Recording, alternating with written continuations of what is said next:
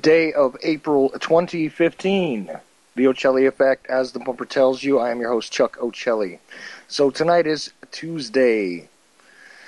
Despite the sick feeling I have in my stomach over certain events that are currently going on, which we will definitely cover in the second hour, here I am, and we are live.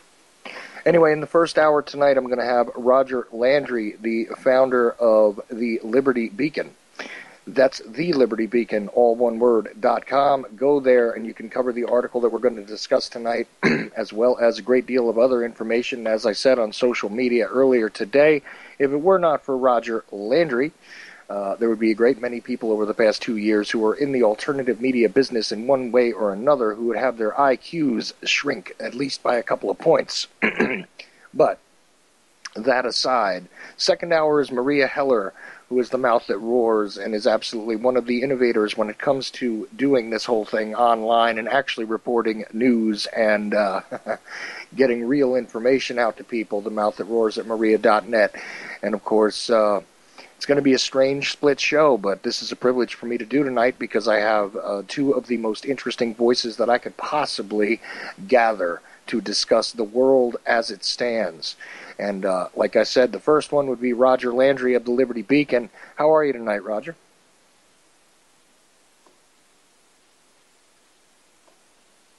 Whoops. I guess, I don't know, maybe Roger's still muted? Yes. Ah, there we go. Yeah. Well, just don't tell anybody about my intellect. Yeah, you got to hit the button before you can talk. But yes, Chuck, always doing much, much better when I get a chance to have a discussion with you. Well, you know, the world the way it is, Roger, my God. You know, it's one of those days where I'm throwing up my hands. You know, it's a frightening situation. I kind of titled this show tonight, What Have We Learned in 50 Years? And there's a reason for it. You know, what you're going to lead off with tonight, which is just an amazing sort of journey through what has evolved. But I mean, if you consider what happened from 1965 to 2015, and you consider what's happening on the streets today, you consider that you got parts of Baltimore burning and being destroyed as we speak, essentially, and as it went on last night and everything else, and there is the parallel between peaceful protesters and exactly what the responsibility of the police are, and, you know, it looks like the old days are really not so old anymore, and it looks like we're kind of faced with similar things. And what is wrong with the mentality of a nation that can't learn from its mistakes? I'm sorry, Roger, I know this isn't what we're going to discuss tonight, but I mean, think about it for a moment. Because in a way, it kind of leads into what we are going to discuss, doesn't it? Okay, Yes, it does. But I offered you two links. One was Americans Quick Fix Junkies, and the other one was 3 decades of perspective. What you just described would lend itself a lot better to decades of perspective than American Quick Fix Junkies. But you tell me which one you wish for me to present. I think the juxtaposition between the history and the fact that there's still the quick fix in mind. People think that there's just going to be a snap of the fingers and these things are going to go away when they sit and fester and we're still looking at them. That's more about the quick fix junkies. And Okay, then I will hold 3 decades of perspective off until next week. yeah, and the sad thing is, unfortunately, we may still be discussing about how history is repeating itself next week. I mean, I don't like to look into the crystal ball, Roger, but I mean, it feels like, yeah, that might be the appropriate article next week as we watch the rest of these things unfold. And, I'm sorry. It's one of those things that has personally gotten to me. Even though I have plenty of my own problems in my own life to deal with on a daily basis, it saddens me and sickens me to my very core to watch what's happening in this country because of all of the things that we have not learned. And to try and say that there is a quick fix to this, that, if this would happen and if people would do this. I mean, people started screaming about this on social media regarding how this is all a racial thing and that's all there is to it. And somebody very intelligently turned around and said, well, that's interesting because you've got a black president. In that place, you've got a black mayor, you've got black town council, you've got black police forces, and guess what? The same thing is still happening. Okay? Well, you don't think there isn't, a little bit of choreographing going on behind the scenes on this issue, do you? Well, that is part of what I'm saying, obviously. Yes. But I mean, it's not just a matter of, gee, there's too many white people with power, and I'm sick and tired of that. That's not the entirety of the issue. Not that there isn't a legitimate, anger that is built up among portions of the population thus far, but it doesn't mean that that is the entirety of the issue. And Agreed. it's literally, and this is a totally emotional response. I know I'm not using my brain at this point, but you know what? It just sickens me.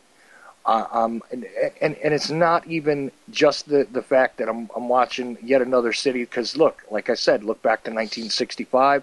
There was the Watts riots. There was the reaction to Malcolm X's assassination.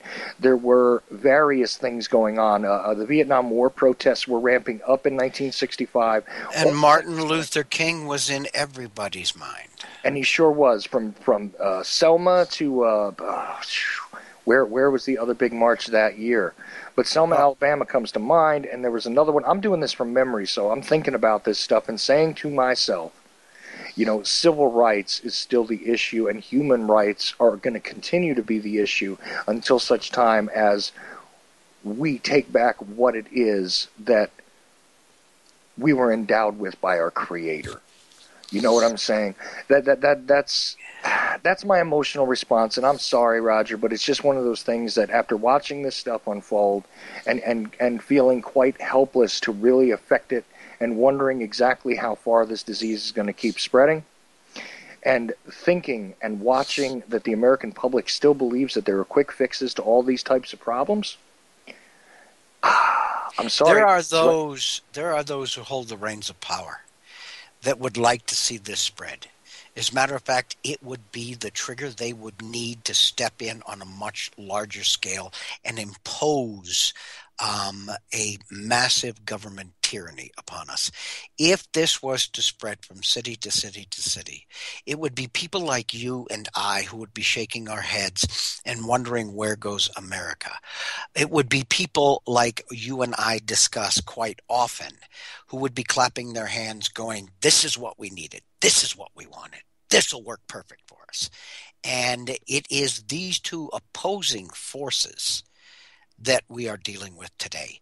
It's those who wish to see something like this happen, and those of us who are frightened by it, who are disheartened by it, who are wondering, where goes America? We stand as two opposing forces, and it's not The lines between us are not softening, they're strengthening. Absolutely. And I think one of those reasons is, and I've tried to say this many times, regarding the idea that, people want to see like a revolution right away. People want to see a monumental change overnight. It doesn't happen this way. We didn't get in this condition in a day. So you're not going to have a one-day solution. If you have a one-day solution to this very large incremental problem, then It's a you are quick looking fix. at an ugly solution or a fiction, because it's not going to solve anything No. in a day. It just isn't going to happen. And No.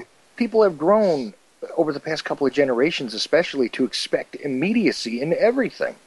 Would I love to see that? I mean, in a dream of all dreams, I'd love to see that there was no necessity for firearms at all, because people simply were not in need of them anymore. I'd love to see that there was no necessity for those to be able to defend themselves, because they had nothing to defend themselves against. I would love to see world peace.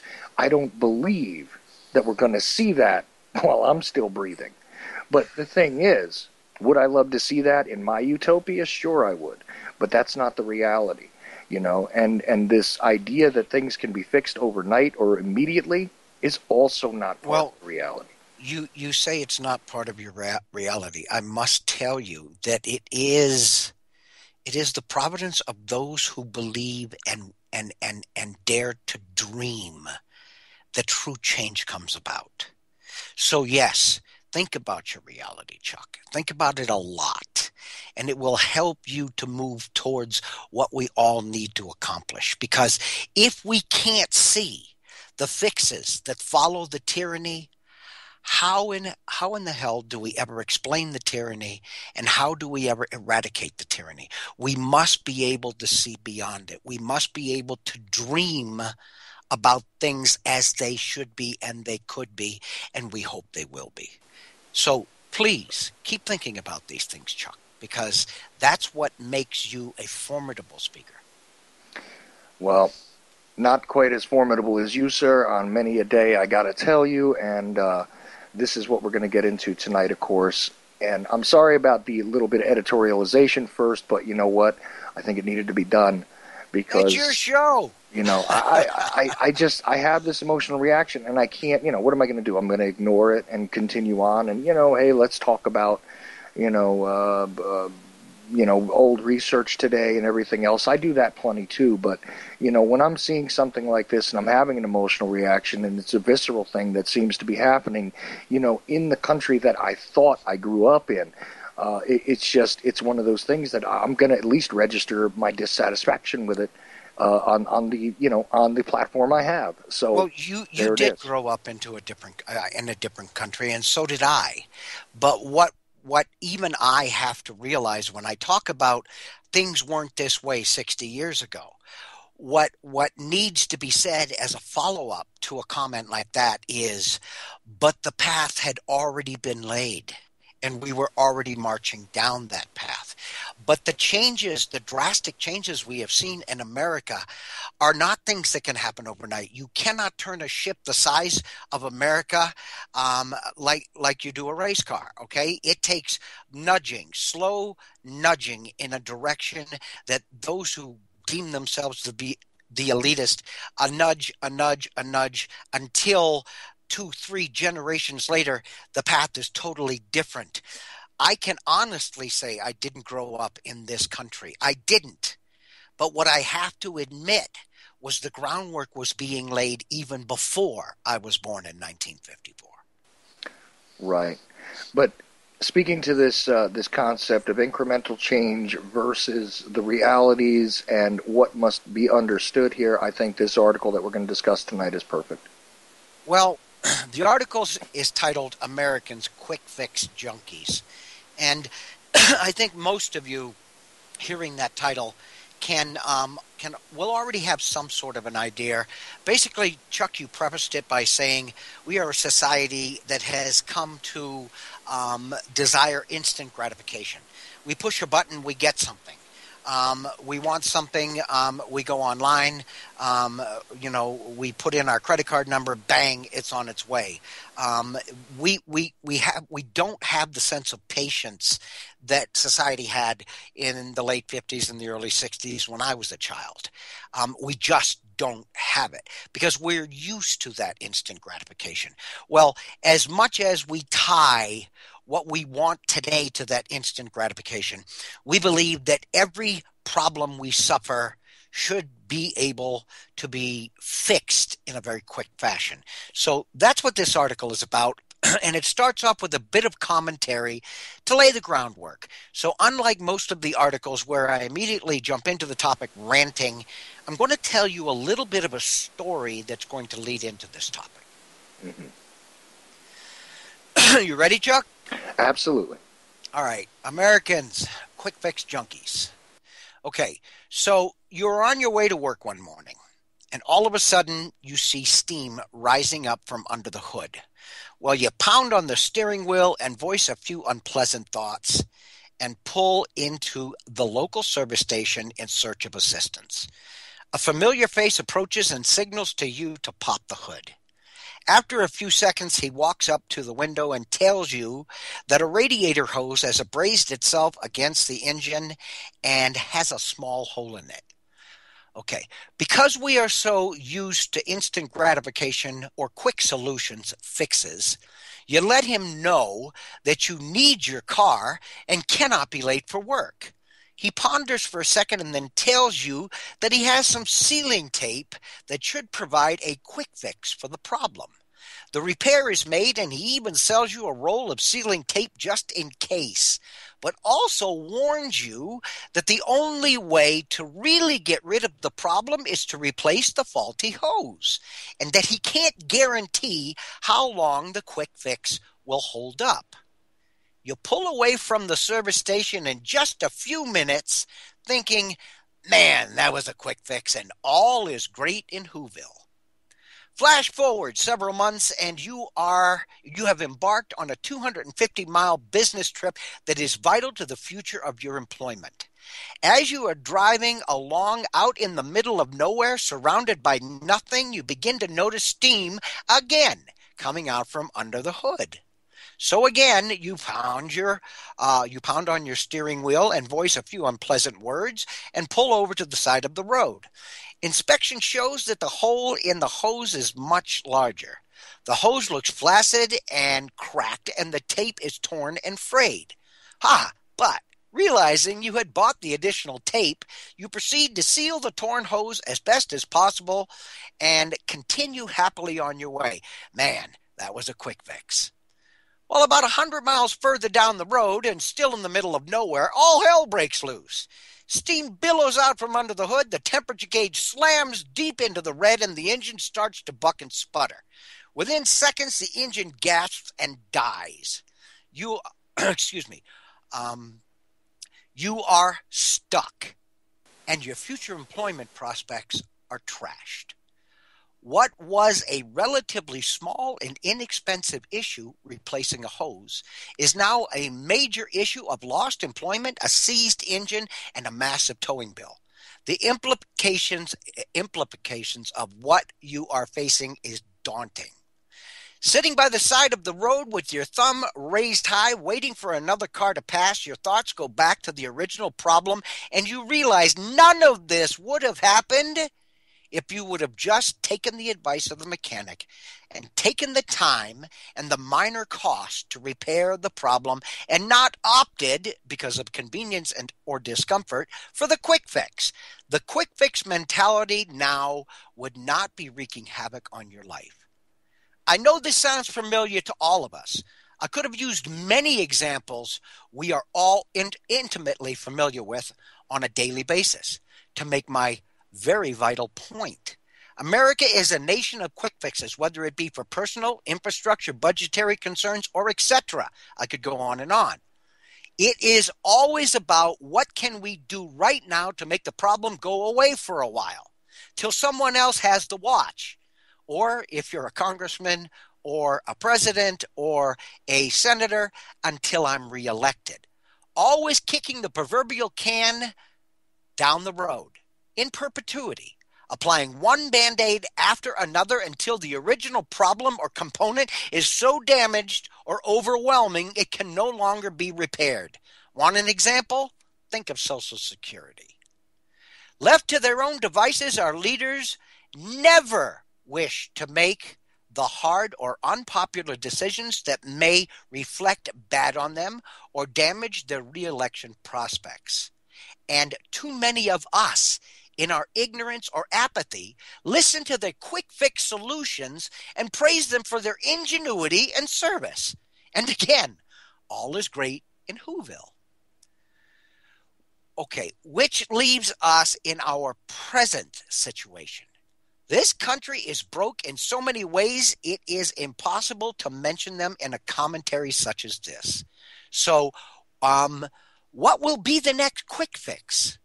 As we watch America failing today due to worn out or patched components, the economy, our leadership, social programs, military imperialism, again, etc., okay, subjected to the quick fix mentality, the question our leaders are now debating amongst themselves is there another quick fix?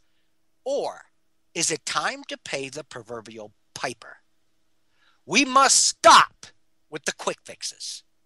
All of this starts with the people, we the people, fixing ourselves.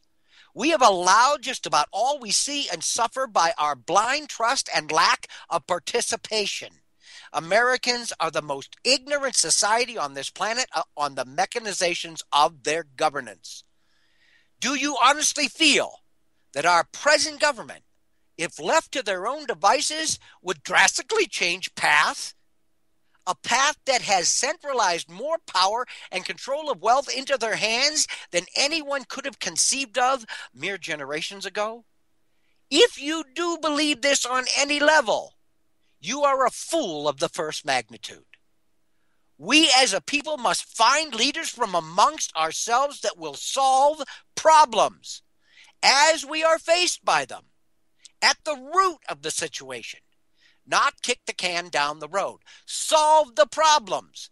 Delete, replace, or upgrade the faulty parts. If the Fed is broke, replace it with something that benefits we the people, not the global oligarchs. If DHS is broken, erase it from existence. If the tax code is broken, upgrade it with a mechanism that efficiently funds America without breaking the backs of we the people. If the mission of the military is broke, change it for one that does not serve as the big stick of the global money changers, etc. Again, the list could go on and on.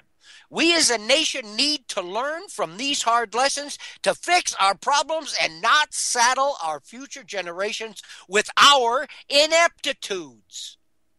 An oh-so-wise native adage states, we do not inherit the world from our parents, we borrow it from our children.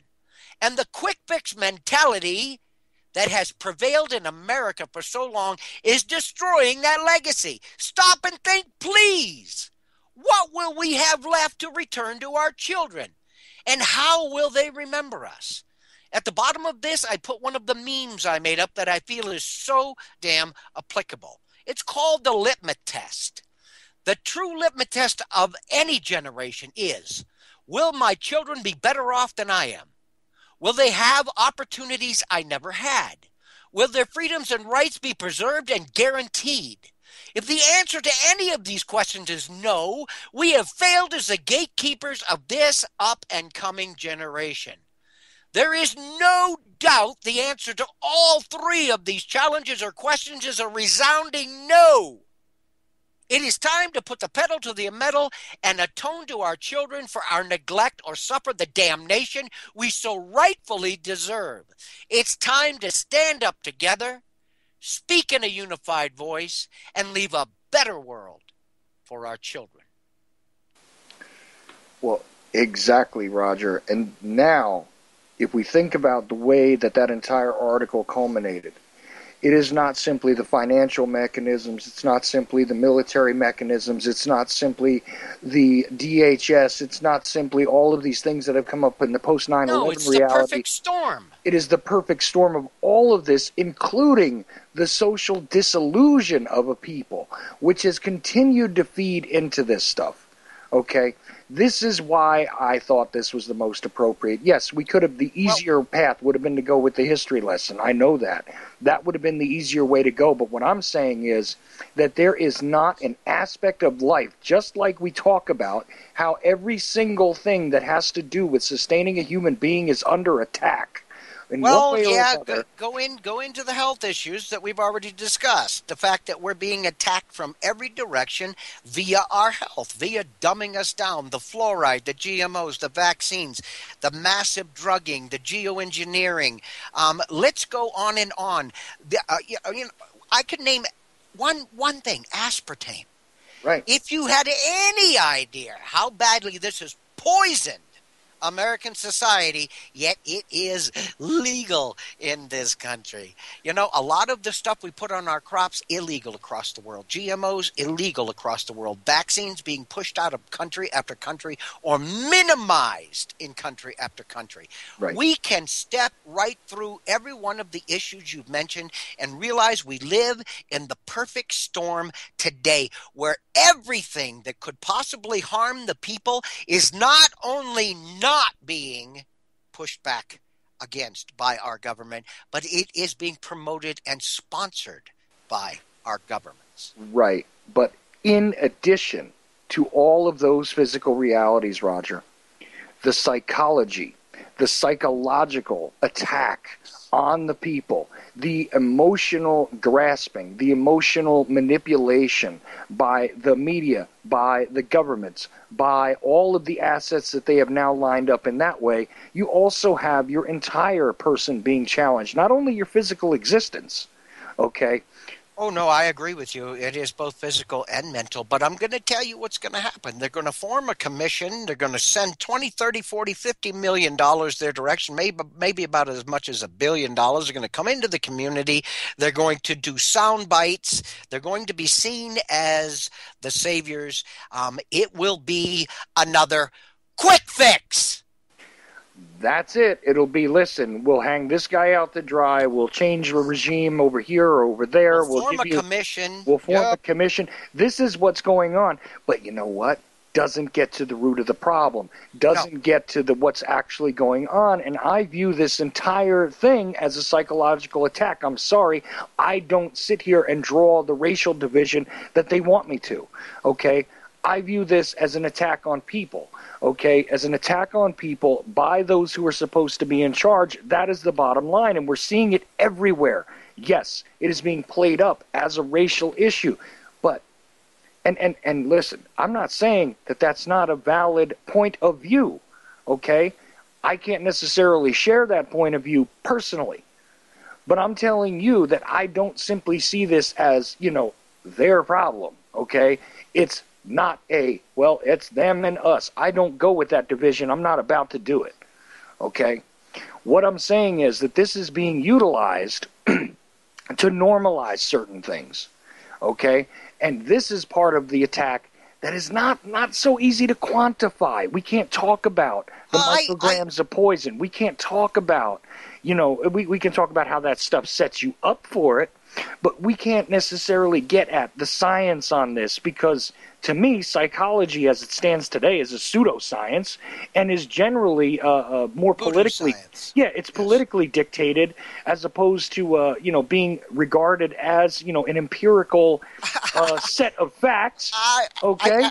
I need to tell you something. I published an article not too long ago stating that there are psychologists and psychiatrists out there who have found a new mental disease, and that is everybody in this country who is dead set on eating healthy and natural food. They now have, and I forget the name of the disease, but we now have a mental disease if we wish to avoid GMOs and pesticide-ridden food. We now have a mental disease that needs to be treated.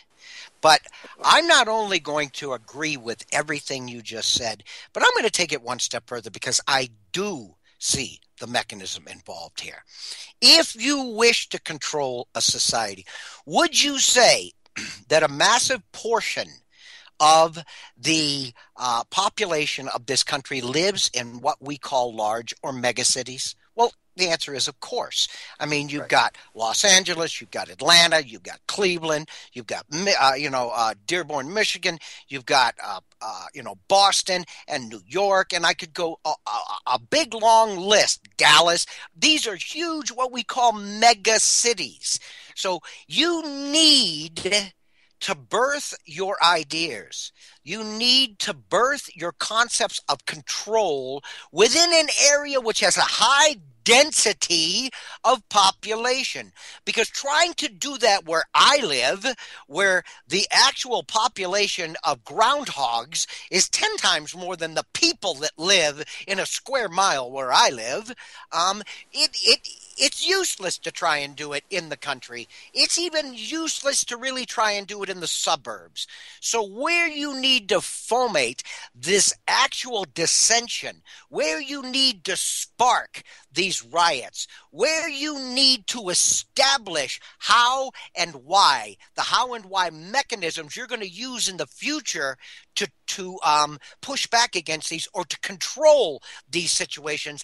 This needs to be birthed in these megacities where the density of population, once you light a spark, will have the most or the worst ramifications. If you try to do something like that where I live, it's a spark that will burn brightly for a few seconds and die. You try to do that in the middle of Pittsburgh or Philadelphia or the Bronx, okay, or Harlem or Watts. You try to do that there, this is a spark that will burn and be fed for a much longer time and burn much brighter. So do I see the reason why this is being fomented, the reason why these sparks are being ignited? Hell yes, I see it. Well, right. And it's twofold, at least minimally twofold. One, it's being done on purpose. The other thing is there is a legitimate reason for it. Yes, agreed. And I know I'm going to say this more than once tonight, but I look to Dr. King here, who said that riots were the language of those who are unheard. Okay? Guess what? Is there social ineptitude? Is there social inequality in this country to this day? Yeah, there is. It's just that up until recently, again, the mainstream media just never really talked about it enough. No, and when they did, it was time to discuss silly issues, Yes. Exactly how a basketball player is being treated in the media. That was a big issue. You know what I'm saying? Exactly how somebody's being treated on their Twitter account. Okay, these kinds of things were the big concerns when it came to social inequities. But the reality is a whole lot different, okay? There are plenty of social and socioeconomic, especially, inequities throughout this country, and the fact is that the ranks of those who are being unheard is growing, okay? And it's not just a matter of one particular racial classification. It's a matter of everybody who doesn't seem to have the power to be heard not being heard, okay? These ranks are going to grow. So I think this might be sort of a, when you sort of let out, you turn the valve and you let some of the steam out so that you don't have a massive explosion in a boiler system. This is the kind of thing that I think is also being done. I know I'm all over the map on this, but You're talking about a very complicated socio-economical, and I have to throw the word economy in there somewhere, because what we need to understand is the middle class is suffering today as we have never suffered since the Great Depression. Right. And even worse, because the truth is that the actual unemployment rate in this country exceeds what we saw in the Great Depression, but they didn't have the safety net we have today. So the economy does play into this, but what we must realize is that that the inequality falls all the way down through this paradigm, because as the middle class, which is predominantly white, okay, drops, you have to understand that those races, or those that don't have the equality they should have in a country like America, they're dropping at the same rate we are, and they were already in dangerous territory. So they have less and less and less, not more. Today, if you go into a Hispanic community, if you go into an African American community, you will see disparity that Martin Luther King would have cried at. And it is tied to the economic situation in this country. If the middle class is falling, do you think that the upper middle class and the middle class and the lower middle class and the poverty-stricken are standing still? They're falling at the same rate we are. So what they're seeing is the inequities they saw before magnified. Is there any doubt in your mind that people are going to reach the breaking point, and that if that steam valve doesn't let some pressure off, we are going to see riots across this country? Do I blame them? I do blame them for breaking, for smashing up businesses. I do blame them for lighting cars on fire. There's a way to make a point without destroying other people's properties. But do I understand the spark that's being lit within these communities? Hell yes, I do. I am married to a Puerto Rican woman. I know how she grew up, and she has black blood in her family. She saw this. I saw this. I saw my children who had dark skin like their mother did. I saw the prejudice against them. Do I understand the inequities? Yes. But what most people don't understand is they are being amplified. And if we don't throw the mechanism of the economy in there, then we don't have a true explanation.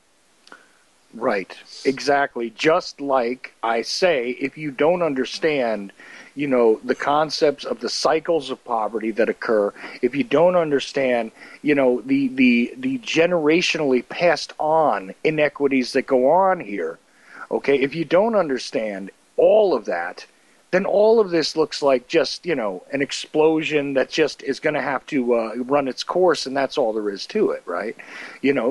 But that's not what is happening here. What we're seeing is the buildup once again, just like, excuse me, in 1965. Okay, there was a long time coming for all that stuff, and it came. Okay, not just because of the racial, inequities, but there was also the Vietnam War going on. There were all those protests. There was a bunch of upheaval in this country, and that was 50 years ago. And I'm wondering, in 50 years, what it is that has been learned, What has been learned outside of they arm the cops better and they don't just give them fire hoses and dogs now? Okay? Well, if you listened, and I'm sure you did, so that's a rhetorical question. If you listened to my article, basically we had a gentleman who sprung a leak in a hose, okay?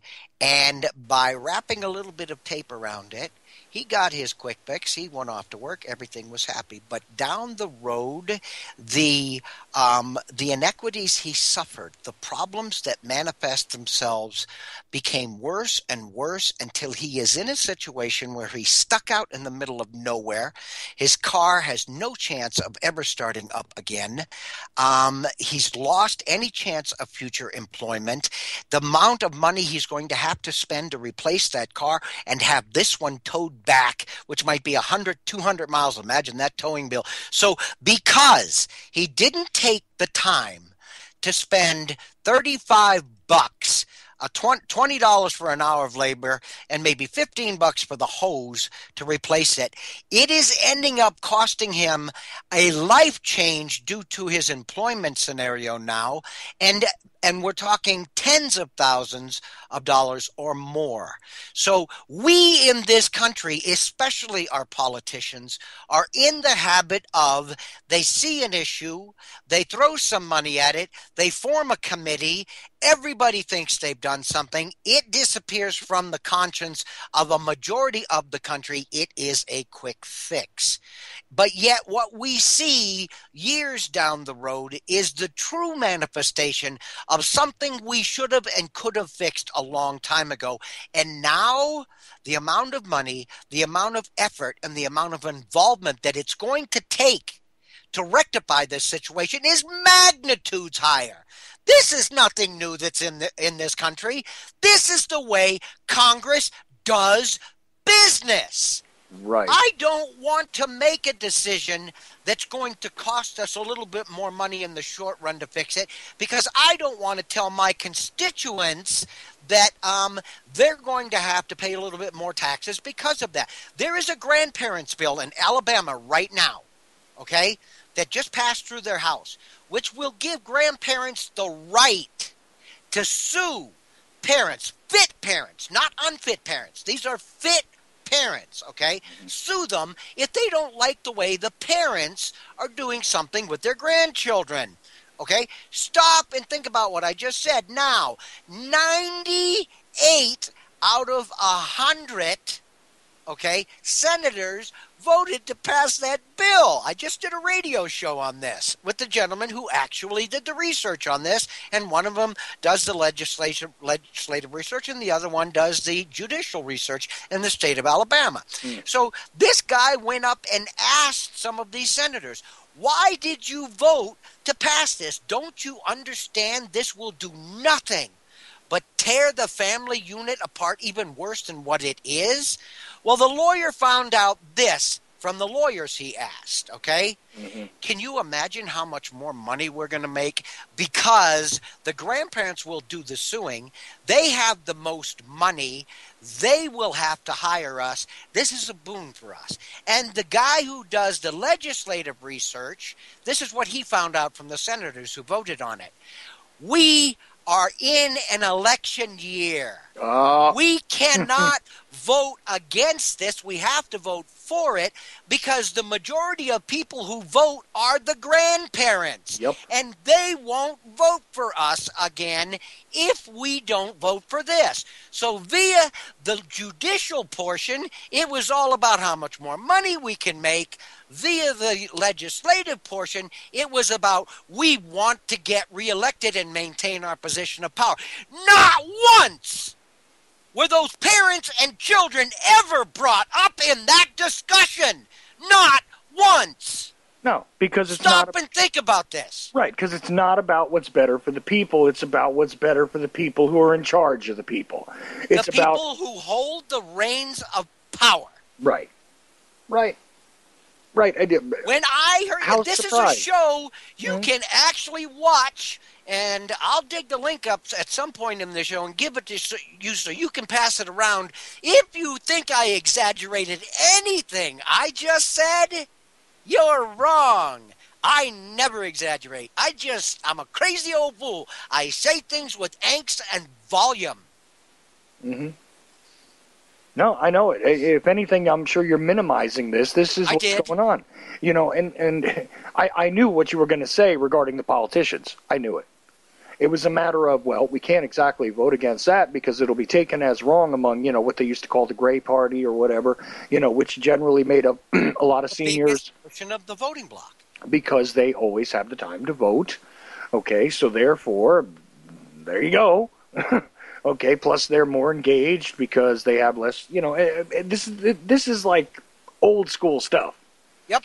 This is the reality of why politicians listen to and do certain things that, but of course, nowhere in that discussion comes up what's actually better for the parents, better for the children. That's not even to say that maybe in some cases this wouldn't be a good thing. Hold on a second, because I qualified that, okay? I qualified that when I stated that grandparents will have the right to sue fit parents. In other words, parents that have no black marks against them, DCYF says these parents are squeaky clean, but let's say that a parent decides that they wish to homeschool their child, and grandparents don't believe that. They believe that homeschooling is inadequate and these children should be in. All right, now, or let's say grandparents don't believe or parents don't believe in vaccines because they've done their research and they see the vaccine damage being done to hundreds of thousands of children. But grandparents grew up old school believing the vaccines were the saviors of the world.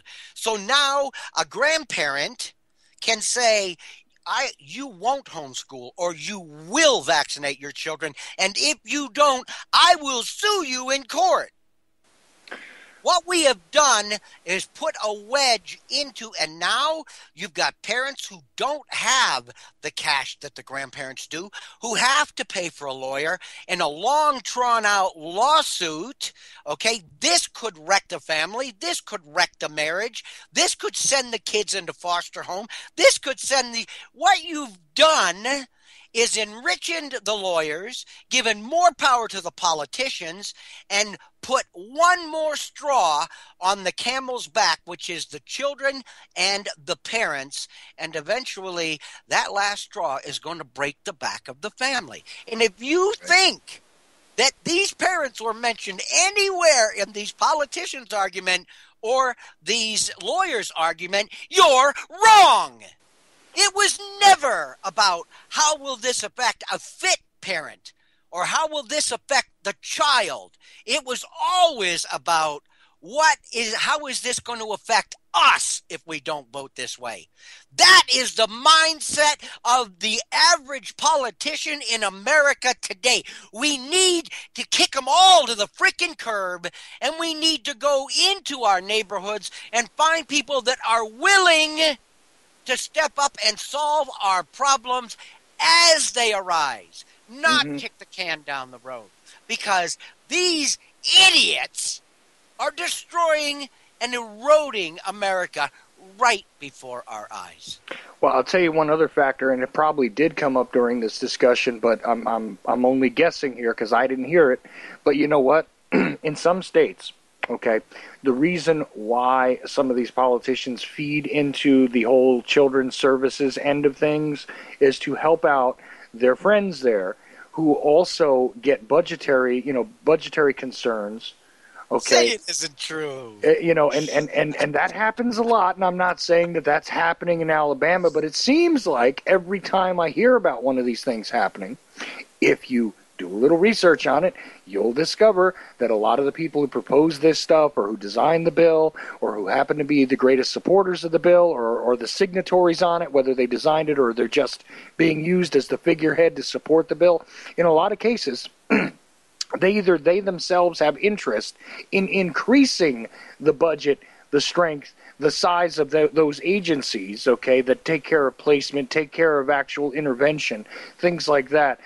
Get money for housing these kids, get money for the foster kids program. Well, here I am guessing again, Roger, crazy as I am. But doesn't that seem to always play into this as well? I'm going to give you the link to this article and talk show host I did. I just put it in Skype, so if you could forward that to your chat room. And it's a TLB special, Rights of the Family, Parental Rights and the Family Bond Under Attack, Grandparents' Rights.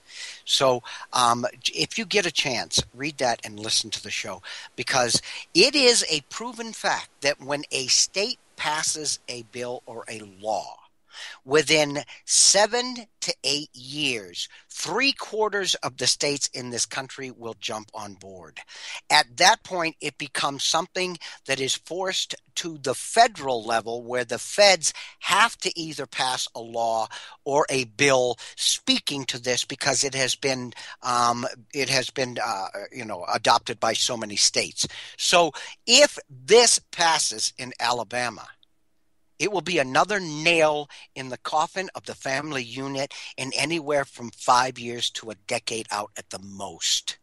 This when you destroy the family unit, you must understand the family unit is the initiator of the conscience of an individual, the initiator of historical significance to an individual, the initiator of compassion, the initiator of love and family bond. All of this is learned within the family unit. If you destroy the family unit, there's only one reason you intentionally destroy the family unit. That is so that the state can take over as the mom and dad and fill that role. And if you don't think that isn't a scary concept, look back at the Hitler Youth Organizations. Look back at what Stalin did. These are the people who won the minds and hearts of an entire generation of youngsters, and they wreaked havoc on a nation. And that is the point, and this comes right back around to what I said, is that here comes another mechanism which literally dictates the genesis of the psychosocial interaction of the individual. This, again, just kicks out another one of those bricks from the foundation of human beings. Okay? This is part of the psychology. Not only, we're leaving aside all of the physical concerns here. I'm talking about just the psychology. The family doesn't matter. The parents are no longer the authority figures. This is what the reality is. And yes, you can point right to the idea of Hitler Youth and all that, where the government or the Fuhrer was actually the person that they were supposed to be loyal to first. So if the government is really the ultimate authority, I mean, how many stories do we have to hear about kids who don't appreciate a situation in their homes and things, and then they decide they're going to call the authorities on their parents? This happens all the time. All the time. Okay? This is not the way things are supposed to be. But again, it is out there in the general pool, the general psychology, the general actually collective mindset of our youth. And look what's going on. As you said, all of the templates which are for all future social interaction are formed in the core family, whatever that may be. For better or worse, this is the way that we deal with the world. Okay?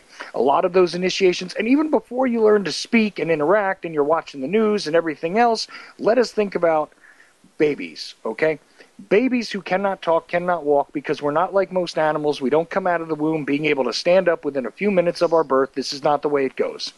We are still learning about the hostility level outside of our own bodies as babies, okay? I think about this every day, Roger, because I have the almost 10-month-old now. Tomorrow he'll be 10 months old, okay? And I watch him develop, and I watch him learning exactly what his world is made up of. I place everything in that world right now, and I know that. So the toys he interacts with, the fact that the dog comes and plays with him a little bit and stuff like that, that is all based on the stimulus which I have given him. Okay? But that is going to stick with him for the rest of his life. Well, his understanding about the world around him. And this is just part of the reality of, the baby. Okay? This is... Go ahead. Let's take this just a little bit deeper, okay? We need to understand that the family bond, the family unit, is just about as old as humanity itself. Before we could even talk, when we were communicating in grunts and tweets or whatever, okay, the family unit had been established. The mother was the protector. The father was, the protector. The father was the provider.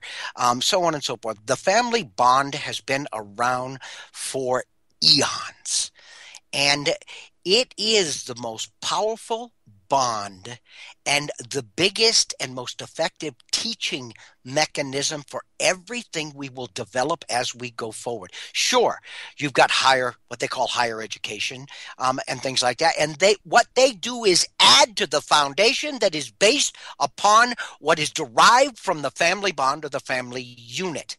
The only way that you can change that in enough of a fashion to control how those children think from a very, very early age is to truly destroy and replace that bond. And if you don't believe If anybody out there doesn't believe that through mechanisms such as Common Core, or the taking over of the education system, through mechanisms of the judiciary that we discussed that's going on in Alabama and actually in other states, but Alabama is just right on the forefront right now. Right. If you do not think that these are direct and intentional attacks on the family unit, the family bond is the biggest threat to tyranny. Do you agree, Chuck? No, absolutely. Absolutely it is, because it is the place in which you can educate, individuals from the ground up. You can teach them to be critical thinkers as opposed to being followers, as opposed to acquiescing to every single social norm and, declaration from on high. This is the only place that you're going to teach, the idea of natural rebellion is what I call it, but I know there's a better word for it. Well, if you stop and consider that the difference between children who commit suicide, children who do drugs, children who are sexually permissive, and I'm talking about, when I say children, 17 years or younger, children who will steal or commit crimes or violent crimes. Let's take a look in the solid family unit with two parents. Obviously, that is, you see the lowest occurrences of all of these. If you take a step up to a one-parent family, and of course, it is not always this single parent's fault for any of this. A parent could have died. A parent could have, been removed from the family for many, many reasons. But if you step up to the single-parent family, you will see a huge jump in all of these I just described. If you go to a child who has been removed at a young age, meaning infant to anywhere from like 3 or 4 years old, and put into a foster home situation or an orphanage, that number jumps by magnitudes. Their influence comes from where? It comes from their peers in those orphanages, in those for-profit foster homes, where children are pretty much given free rein to do whatever they want, so they develop out into areas where truly loving parents would have restricted them from going. So all this tells you is that they are massively influenced by the lack of the family, the good, solid family unit, the family bond. So if you think that a controlling state misses this, doesn't understand how influenced these children can be if you take the family unit away, of course they know this. If I know it, if Chuck knows it, if you know it, you damn right well know a government with an unlimited budget knows it. So if you think by what I just said that the destruction of the family unit is not a high priority on their list, you're an idiot. Sorry, Chuck. Had to say that at least once today. I know it. I knew it. I was waiting for it. I knew it was coming. And I'm not laughing because any of this is funny. I'm laughing because it's just so ironic. There's a crazy old fool drools and hollers. Well, that's why you're laughing. Listen, I don't call you that, but some may. And you know what? If that's the way it's got to stick with you people out there, then that's fine. However it's got to get done, it's fine by me. But you got to consider all this stuff. And like I said, if you consider, again, those kids that you're talking about being removed at that very early age, and they're discovering exactly what the meaning of the outside world is, what their place in it is, and all of that, all of this is extremely relevant to the development of the psychology. Okay? You can tell in personality traits, and this is part of the science that is real, okay? Not all of this politically driven stuff, but you can tell by the posture of a human being what type of upbringing they had. Yes. Not necessarily, the total of their character, because there are plenty of people that have had very poor, very terrible upbringings who are not necessarily bad people or problematic. But you can and just the opposite is true from some people who come from very good loving families. Well, exactly. But what happens here is if you do trace it, you can generally find that a lot of the character traits that seem to be hardwired into our brains are really the result of what they call an epigenetic reaction, which is something on top of your genetics triggering things that go on. So it's not a matter of genetics, because I'm not a eugenicist. I don't believe genetics dictate everything. But here's the thing. The reactions, the input, the things that you're fed, everything contribute to exactly what switches can be turned off and on in those wonderful little things we do call genes. Okay? So here's where science and reality come together, in a very interesting way. And it has nothing to do with, like I say, the politically correct, pseudoscience of psychology at this point. Okay? Well, it does have something to do with your jeans. If you're wearing Kmart jeans or you're wearing Calvin Klein jeans, I mean, there's a little class distinction there. So some of it has to do with the jeans. Here we go again. I hear what you're saying, Roger, but what I'm trying to get at, I agree with you. You don't have to explain it again because I believe you explained it very, very eloquently, and I've bumped up on your 1 hour mark, and you have such a phenomenal guest coming in here. I would feel myself seriously remiss and almost committing a crime if I even take up 30 seconds of her time. Well, yes, I do, actually, and I just did look over at the clock and realize, actually, Meria Heller will be on in just a moment here. Hopefully, I'm trying to add her into the call now, and she should be there in just a moment. Hello? Oh, there. Hello. Meria. Hello, Maria. I'm Roger Hi. Landry, and I really wish I had the time to listen to the next hour because you say such sterling things. Well, thank you. Well, Chuck always archives his show. That's a blessing. Yep, and it will be listened to. Thank you very much. And Chuck, why don't you march me out the front door, and I will let you have a discussion with this very intelligent lady who has so many things to say that are vital. Right, and especially because some of my listeners think she has one of the very sexy voices out there in alternative media as well. There it is. I think of her more as like mom, and there's a reason for that, because I think that maybe in another life, I think she was.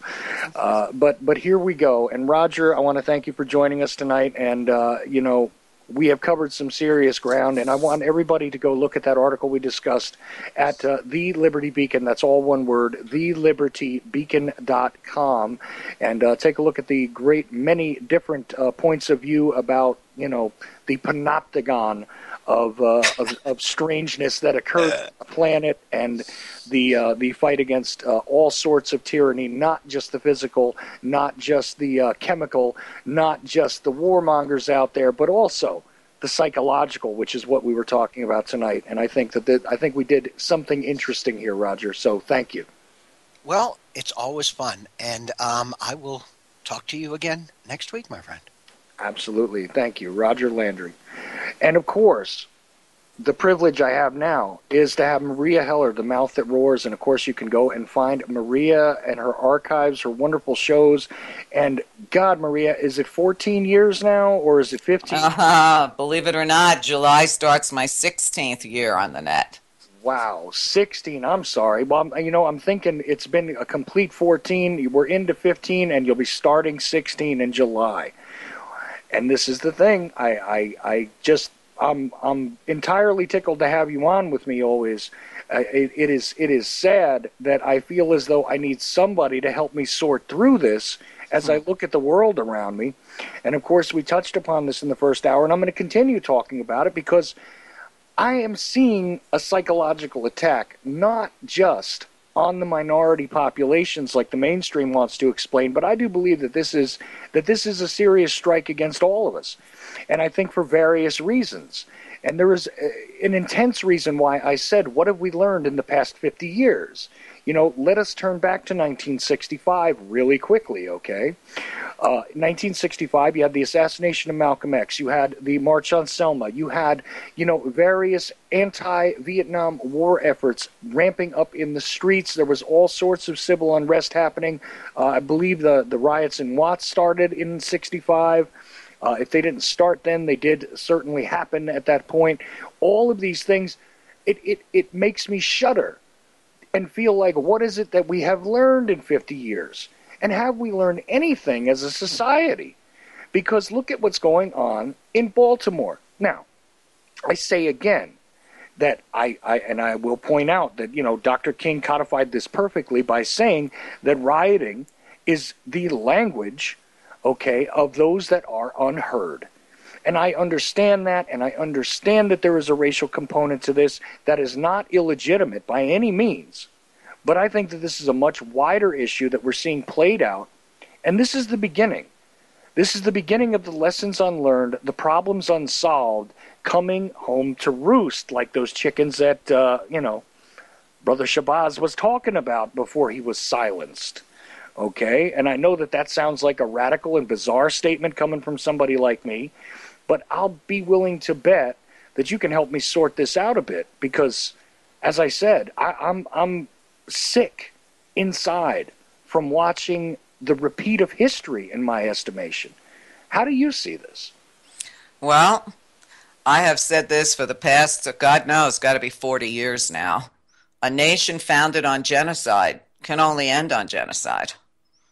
And when you look at our leaders, they would like nothing better than to kill us all. That's my opinion after living on this planet and in America for 65 years. When you want to understand what goes on today, you have to go all the way back to where did it start?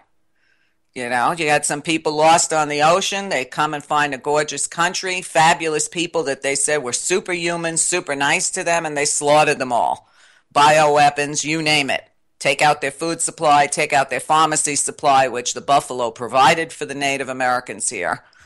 And then when that wasn't enough, let's just drag in as many people as we can from Africa to be our slaves. The militarized police in this country started out keeping slaves in check. That's where police came from. So you look at America and, unlike you're talking about 1965. I was 15 years old. The years between 1963 and 1969 were a nightmare to me. Starting with Kennedy's assassination, going all the way up to the riots in 68 and every murder and riot in between. And when I look at it now, 50 years later, it's like, what did we learn? We really didn't learn anything, because prophets in this country get murdered. Even if they're musicians, they get murdered. John Lennon, murdered. Martin Luther King, murdered. Malcolm X, murdered. The Kennedy brothers, murdered. So unless people understand the structure of the top of the food chain in this country, they understand the Federal Reserve, they understand the low-life scum of the earth that met at Jekyll Island all those years ago, over 100 years ago, to actually create the destruction of America, the destruction of the American family, the destruction now of all our rights. They will never understand why this keeps happening. It keeps happening because people are putting the pressure on the wrong people in the wrong places. How's that? No. How's that for an opening act? I could not have said it any better. And like I said, I know I'm going to get crap for this tonight, but I don't care.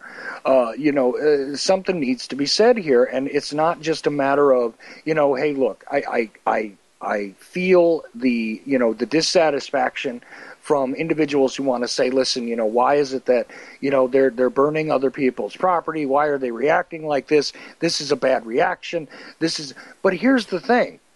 I think that, again, this is almost like the steam valve being let off some of the pressure, because this whole thing is ramping up among the general population in one way or another, and of course they only want to point to the racial incidents. Of course, okay? Mainstream media is as corrupt and as guilty as the few provocators that show up at all these events. Most of them don't even live in those neighborhoods, and I have no doubt that somehow or another our government plants them there. And what's worse, though, Charles? Broken windows or broken backs and broken necks? How much more shit are the American people going to take? No, that's exactly where I'm at with it. But but I cannot stand this idea that it's all about the racial incidents. I mean, I saw comments going back and forth on social media earlier, and a mutual friend of ours, Jack Blood, stepped in, and said, all of this bandying back and forth about whether it's, Whitey's problem in general, okay, that they are actually the evil ones here and everything else, when are people going to understand? And I'm paraphrasing what Jack said, when are people going to understand that's not a matter of what's going on here? I mean, you have a black mayor there, you have, a black president at this point, you have all this kind of thing going on. There are people in power who are of the same alleged, racial separation. I say alleged again because I still don't want to go with the idea of divide and conquer. I hate this constant, pushing of the idea that this is all about race. This is you got to blame the media for that. Okay, the media is only showing you the small amount of people that are going crazy or going wild to incite a race war. They're not showing you the 10,000 plus people of all colors who have been peacefully protesting this past week. See, they are leading everybody around by the nose. Remember, when they can get us to fight on these hot button issues, whether it's racism, gay rights, abortion, at the same time, I said, well, what laws did they pass? And well, nobody's looking. And yesterday, Vermont also got rid of vaccine exemptions while everybody was watching Baltimore. So it's not just California. Right. And internationally, of course, now we have this tense situation with Iran, right, which also just kind of slipped by while everybody is debating as to whether they should have burned down the CVS, which I've got mixed feelings on in that neighborhood because, the destruction of any mechanism of big pharma is kind of a positive in my mind, although I don't necessarily support violent acts against anyone or anything. Look, in Europe, when they want to protest, they want to burn a building, they hit the government buildings. So at least they get their targets right. Right. But, you have to understand, years ago, one of the first interviews I ever did was with a fabulous man called Craig Hewlett.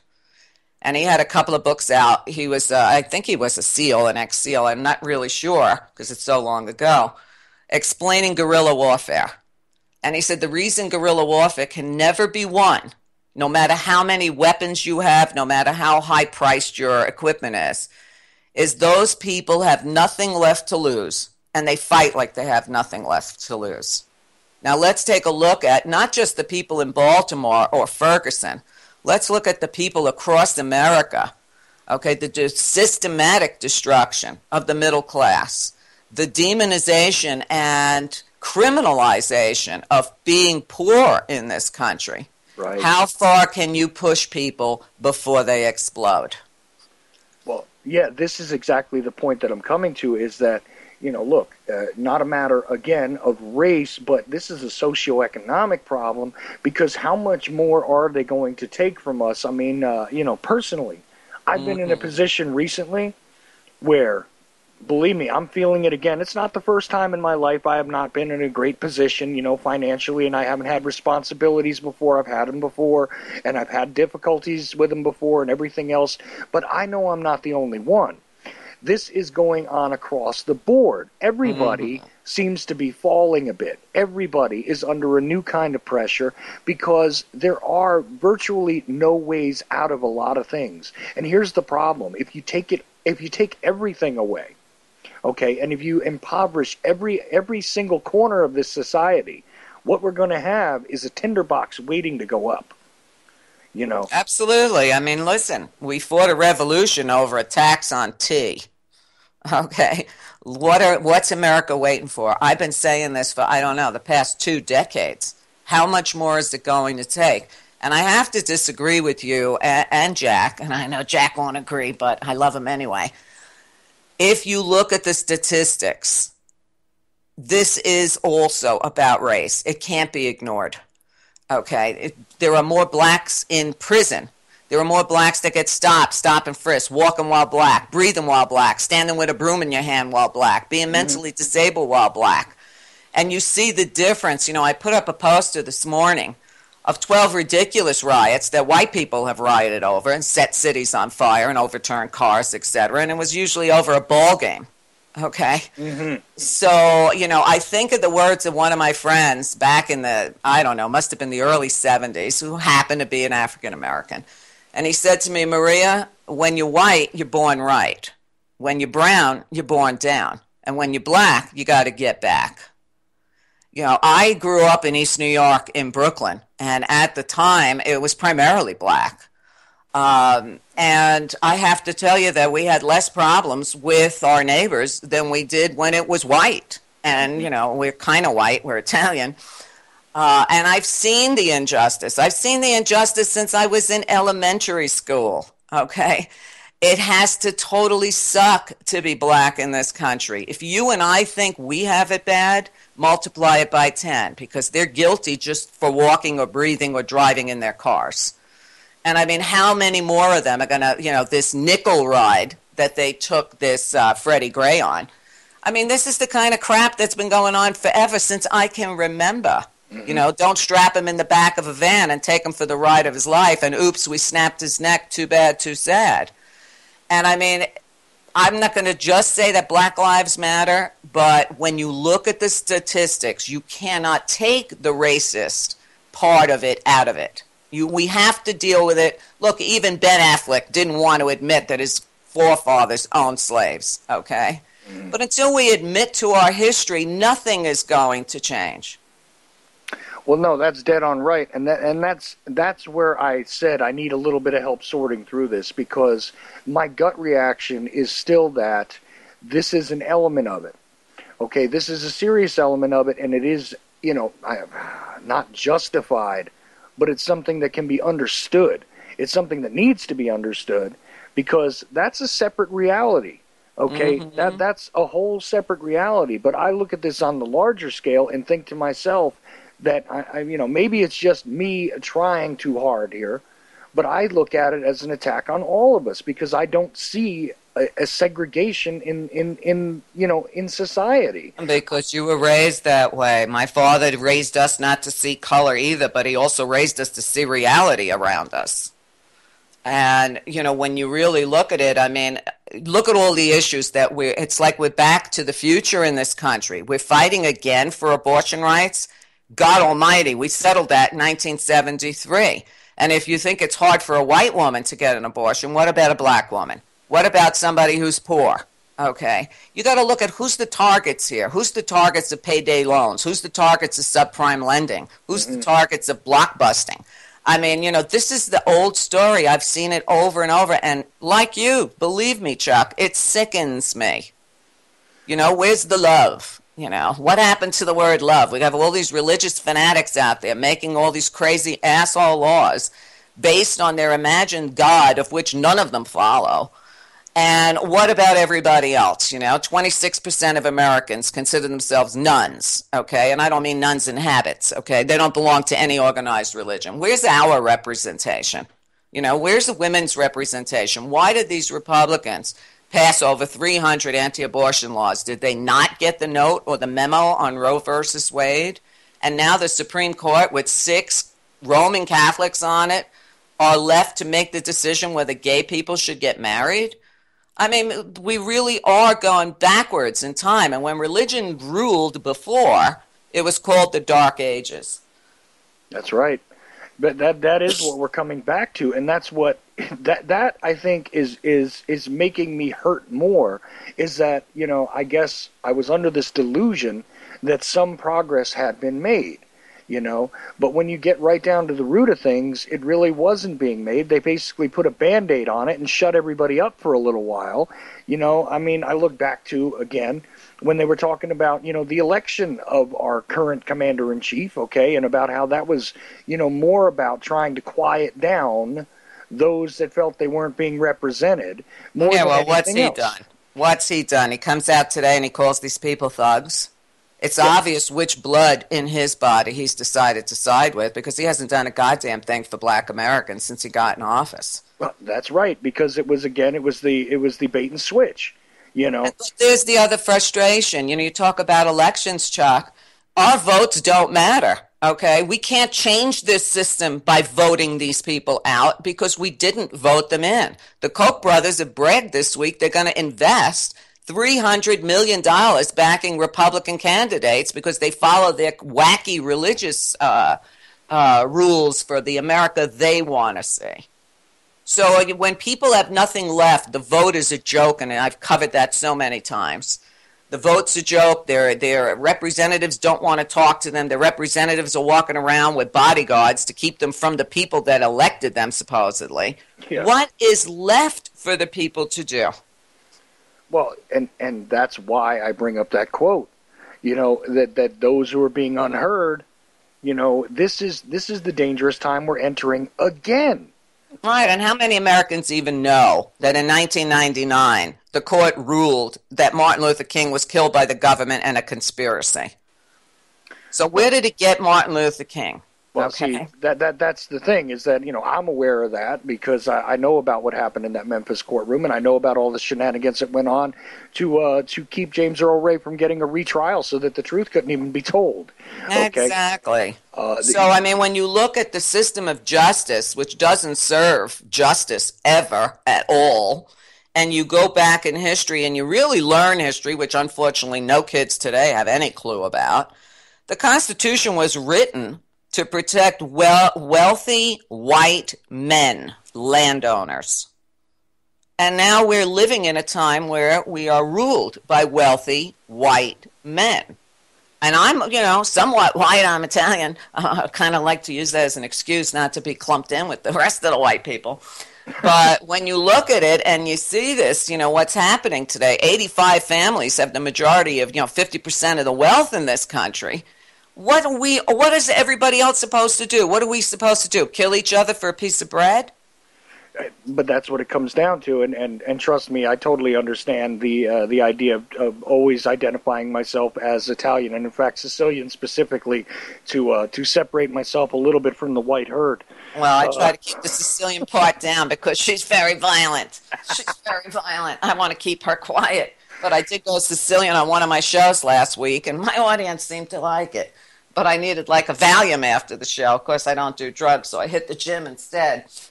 You had to work out that that excess energy. Well, a lot of people have no idea. Women didn't get the vote in this country until after black male slaves did. Okay, this country's been screwed from day one. And when you look at us meddling in foreign affairs, selling off all our jobs, I have to tell you this. I don't know if you got to read it, but you really should. I must have posted it 10 times. The people were settled in place at the Orioles game while the riots were going on in Baltimore. Mm-hmm. And they had interviewed the executive vice president of the Orioles baseball team, John Angelos, who I'm going to assume is Italian, because his father's Peter Angelos. You really can't get much more Italian names than that. Right. And they were asking him, while the people were asked to stay inside the stadium, what he thought of what was going on outside. Did you read what he had to say? I can't recall it off the top of my head. Okay, I'm going to read it. It's only 2 paragraphs, but it's excellent. It's the answer to every question you've just asked. Great. He says, and it was printed in USA Today, but I got it off freethoughtproject.com. I like to give them a little plug there. He said, speaking only for myself, I agree with your point that the principle of peaceful nonviolent protest and the observance of the rule of law is of utmost importance in any society. MLK, Gandhi, Mandela, all great opposition leaders throughout history have always preached this precept. He said further, it's critical that in any democracy, investigation must be completed and due process must be honored before any government or police members are judged responsible. That said, my greater source of personal concern, outrage and sympathy beyond this particular case, is focused neither upon one night's property damage nor upon the acts, but is focused rather upon the past 4-decade period during which an American political elite have shipped middle-class and working-class jobs away from Baltimore and cities and towns around the United States to third-world dictatorships like China and others, plunged tens of millions of good, hard-working Americans into economic devastation, and then follow that action around the nation by diminishing every American's civil rights protections in order to control an unfairly impoverished population living under an ever-declining standard of living and suffering at the butt end of an ever more militarized and aggressive surveillance state. The innocent working families of all backgrounds whose lives and dreams have been cut short by excessive violence, surveillance, and other abuses of the Bill of Rights by government pay the true price, an ultimate price, and one that far exceeds the importance of any kid's game played tonight or ever at Camden Yards. We need to keep in mind people are suffering and dying around the United States, and while we're thankful no one was injured at Camden Yards, there's a far bigger picture for poor Americans in Baltimore and everywhere who don't have jobs and are losing economic, civil, and legal rights, and this makes inconvenience at a ball game irrelevant in light of the needless suffering government is inflicting upon ordinary Americans. He said it all. That's perfect. It's perfection. I was just going to say there is absolutely no way I could improve upon that statement. That is precisely the answer. You know, this is the reality. He actually. I don't know who this guy. I had never even heard of this guy. Well, I love him now. He's the executive vice president of the Baltimore Orioles baseball team, son of the Orioles owner Peter Angelos. Wow. That's his name, John P. Angelos, which I'm sure P stands for Peter because, you know, Italians always middle name their kid after their father. Yeah, one way or another, you're named after somebody. That's right. the way that goes. But when I saw that and I read that, I posted it everywhere because it's perfection. Yeah. You're not going to hear anything like this coming out of the mouth of Barack Obama. It's not going to happen. Or Loretta Lynch, who thinks that her first job is going to be to boost police morale when she gets into office. Yeah, well, and that was the thing. The sad thing is everybody waiting, you know, on the edge of their seats for Barack Obama to come out and make a statement as if this was going to be anything of significance other than, you know, the loss of life and the loss of property is, you know, tragic, and we don't need to increase the tragedy. And how many more young men are going to be murdered? Young women. They don't even cover the black women that are getting murdered, the young girls that are getting murdered by cops, because after all, you know, they're black women. And as John Lennon sang in the 60s, woman is the nigger of the world, so nobody even pays attention to that. But how many more of children? You know, listen, sooner or later they're coming for all of us. Doesn't matter what color you are, doesn't matter what socioeconomic class you're in, unless you're in that top 0.1%, you've got no protection. So if you don't stand up now for every injustice in the country, you might as well lay down and don't bother getting up again, because they will come for all of us, just like these forced vaccines. It's just the beginning. So we all have to sign petitions. We've got to say, okay, no immunity for the big pharmaceutical companies then. No immunity for the doctor that injects your child with that filth. Okay, but listen, Americans just want to sit back and chit-chat and text each other. You know, I heard of 2 teenagers that are friends of my granddaughters this week that died in car accidents texting, okay? So while they're all being mesmerized by Brave New World Selma, which seems to be their gadgets, these kids have no idea of the hellish future that they're going to be living in if they don't put their gadgets down and start getting involved. Because you know what? My generation already fought these fights. And I'm like, Jesus Christ, we already fought this battle and won it, and it took us 20 years. And now they're bringing back the same crap over and over. Well, that's the thing. Without vigilance, this is what happens, right? The enemy troops will continue to advance unless you stand guard. I mean, this is, you know, this is military tactics 101. This is the way this works. And on a psychological level, this is what has gone on. Especially well, Thomas Jefferson, who was probably one of our best presidents ever, the only guy that seemed to have vision, he said that in order to keep this republic, we would have to have a bloody revolution every 25 years.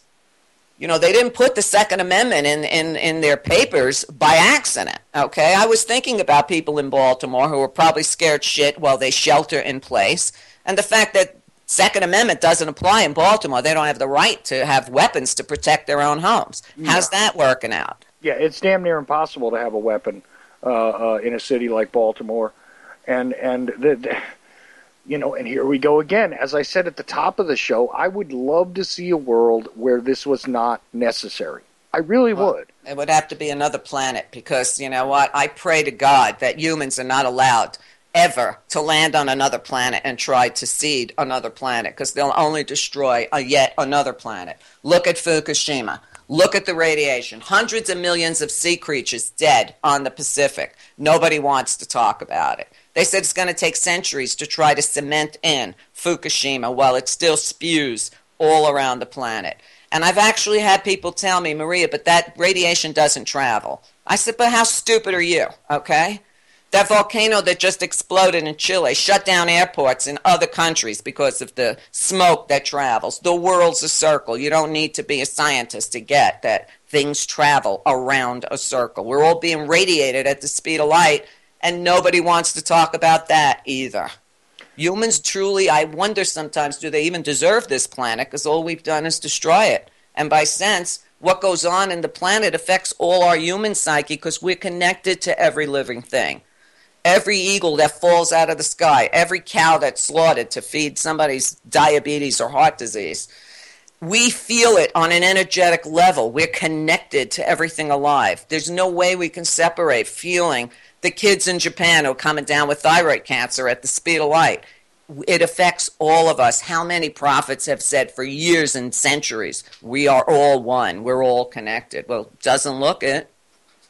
Well, nobody wants to take that into consideration. You see, that's the thing, and this is why I guess I'm more sickened, because it's almost like it's being played out in front of me, and I'm quite helpless to get anyone to understand that we all need to be able to unify as opposed to being separated, as opposed to being classed out, as opposed to being racially divided, as opposed to being, separated by, alleged idealism, as opposed to, the non-secular separations of, well, I believe in this particular invisible man, well, I believe in this particular invisible man, and therefore, we can't get along.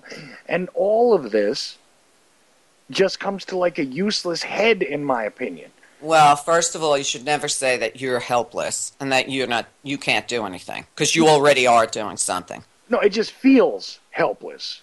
Well, but that's how they want you to feel, all right? So you need to pump up your Sicilian blood a little bit more and become an ass kicker and not an ass kisser, okay? Because I never feel helpless, ever, okay? I'm a fighter. I came in this world this way. I'm probably going out the same way. I still do my show. I still talk to everybody on the street, everybody in the gym, my doctors, anybody that's willing to listen. Sooner or later we will get mass consciousness. I think we're going to see it happen sooner than later, just out of the level of disgust that most Americans are going through. And when that day comes, man, there's nothing that's going to be able to save any government on earth. Believe me, there couldn't be a more violent nature than the American citizen. Okay, and we've been pushed as far as we can go. This TPP that they want to rush through, that will end our sovereignty. How many Americans even know about it or give a damn about it? Okay, I talk to everybody I know about it. You have any idea that this is happening?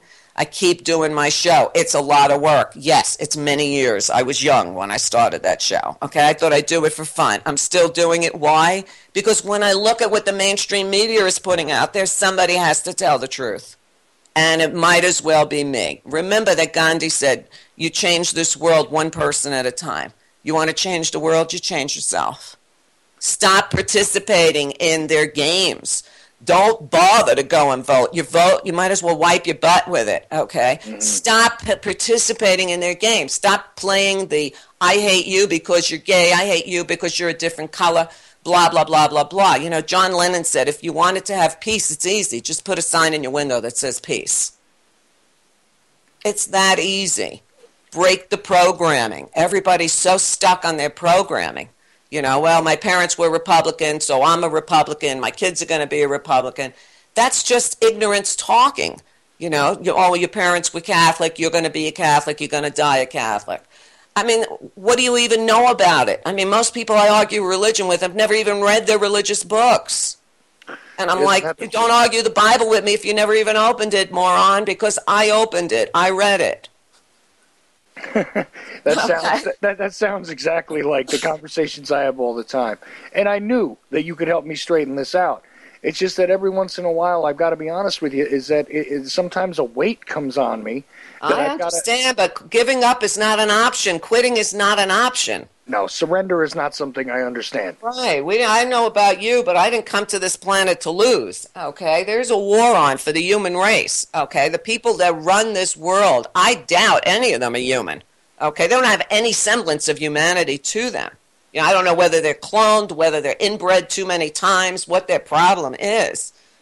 But I know that not a one of them is going to take me down as long as I can still breathe and I can still talk.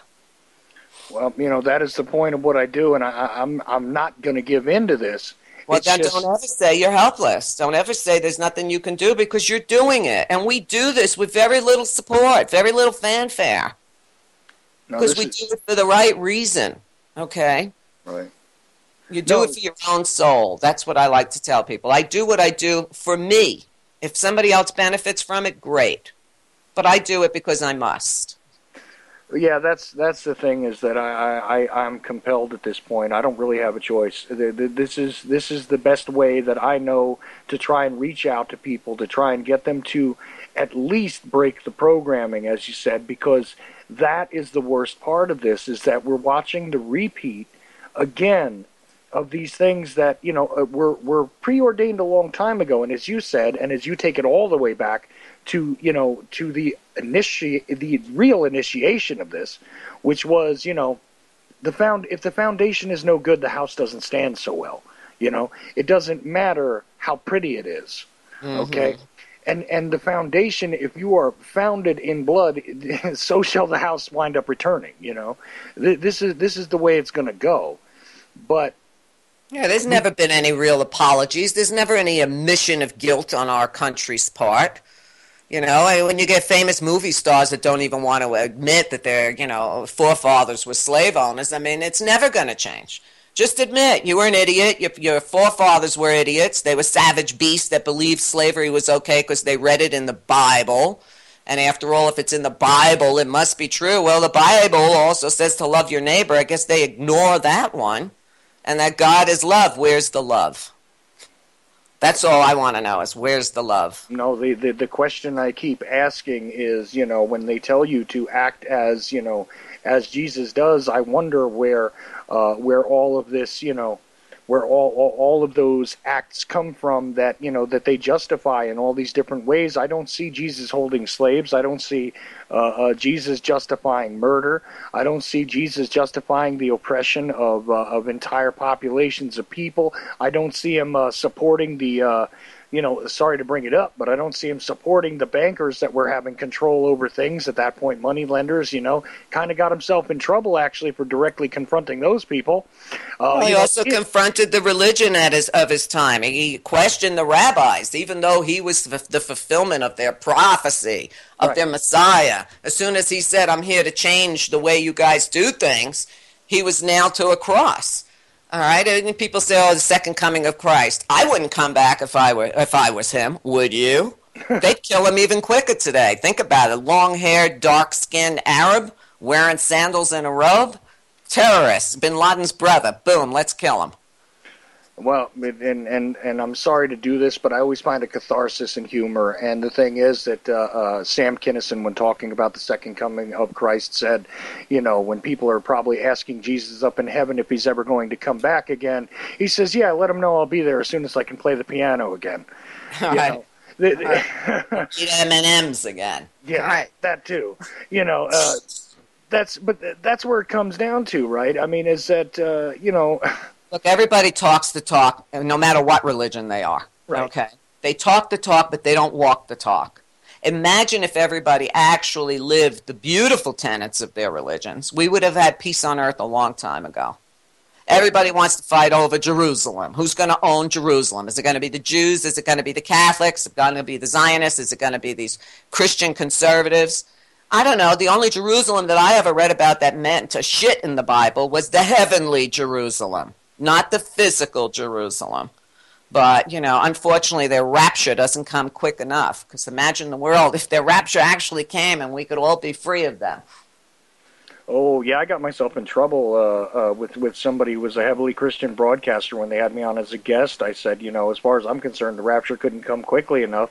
And they said, what do you mean by that? You're not a Christian. I said, well, it would definitely get rid of a lot of these people that believe in the rapture real fast. So I'd love to see it happen. And he didn't Right. quite get the joke. Yeah, well, But I guess maybe he wasn't a fan of Jim Jones. He took people to their rapture too. oh, yeah. I mean, everybody's in such a hurry to get a reward after death. How about trying to be a decent human being while you're here on the planet? Do Yeah. something good for somebody else, Don't criminalize homeless people. Don't give somebody a $2,000 ticket for feeding the homeless. Jesus was homeless as far as I can remember. Well, not I only mean, that. everything is ass backwards in this country, and yet the majority of people still refuse to see it. I'm sure you see all the hateful, racist posts about Baltimore all over social media. Yeah, something else I keep trying to ignore, but doesn't quite leave me alone. Yeah, of course. Well, it's ignorance mixed with white privilege, mixed with fear, mixed with religion, and mixed with rah-rah, sis, boom, bah for the cops until the cops killed somebody in their family. And it will happen sooner or later. Well, yeah, and that to me is the larger issue, of course, because, if this is permissible there, it'll be permissible everywhere. This is what's going on. This has not slowed down, especially in the past year. How long do we actually go in between one of these things becoming public? And that's the things that they caught on video, mind you. Okay, how many of these things do you think are not being caught on video? Of course. Well, what actually changed after Ferguson? Did the judicial system change? Did the cops' behavior change? Nothing changed, and now they killed this kid. And how many other people in between? It's like every day I must have at least 20 cop shooting stories to report on social media. I pick and choose which ones I actually want to cover on my show because there's so many of them. I don't want it to just be a bad cop news show. Well, right. I mean, even while the smoke was still rising up from Baltimore, weren't we already seeing and hearing about the situation in Michigan, right? Another one, and another one. And, meanwhile, that kid was killed in, Florida, right? Right. So why is it so much different when a cop gets killed? Doesn't their good book tell them eye for an eye? Isn't that also in their good book, eye for an eye? If you treat people like animals, why are you surprised when they treat you like an animal? If the cops aren't going to observe the law, then what makes them any different than me and you? Just because they're wearing a friggin' suit and a badge? They're criminals. If they're going to act like criminals, they should be treated like criminals. But then you got prosecutors and the rest of the criminals in the injustice system that let them off with a slap on their wrist, if that. And why wouldn't then the general population get pissed off? Oh, right. I mean, even in that situation in South Carolina, right? I mean, this guy... but again, it's every week, right? I mean, there's not even a week. Day. It's not even every week. There's a great website, policemisconduct.net. You can read every day. He posts all the murders and horrors of the cops every day. Policemisconduct.net. Yeah, a guy does a great job. I have him send me his email post every day when he puts up a new list, and I try to cover as many as I can on my show. But on my show, I got to cover about 1,000 different news stories in an hour and a half. Yeah, you go at it rapid fire. I know, but this obviously is part of the discussion because this is part of the reality that we're confronted with, right? The reality is, if you're listening to the show and you've got children, you've got grandchildren, wake the hell up, because your kids are going to say to you, what were you doing when this country burned?